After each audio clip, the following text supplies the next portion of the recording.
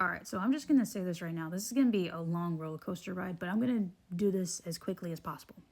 So this girl, while I was working at this job, by the way, anytime I was walking on the side of the road at 8 o'clock at night, all the way up to my boyfriend's old location. He doesn't live there anymore, but at the time of July till November of 2021, while I was living there, she would try any chance that she can while I was working to get on top of him.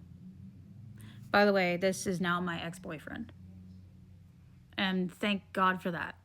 Because out of the most peer pressuring things that he had done to me, like, I never sent anybody inappropriate pictures of myself. I never do that. He peer pressured me into sending some. I feel disgusted with myself after that.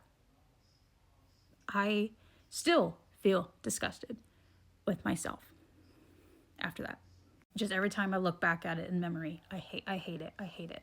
There was one time where I was peer pressured into having relations with him. I remember because it was in the kitchen, we were talking about promises and everything, and he was like, well, you promised me that you would sleep with me on the first day or the first or second day that you moved in. Now we're here and you didn't do that, because that was more important than everything else. Gotcha.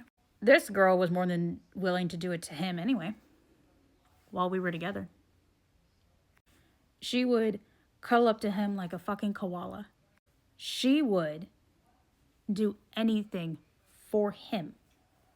Well, I was creating a lot of mistakes that I can vouch for. But her having to go after him, I have no family at that point. I had no family that was close to me that I could run to anytime I felt uncomfortable, anytime I felt I felt lost. I was alone. Even with the people around me, you still feel alone with someone who was supposed to love you no matter what. Drunk or not, you should never get on top of your friend's man. But you know what? That's okay. Because this next part might be very satisfying for any one of y'all.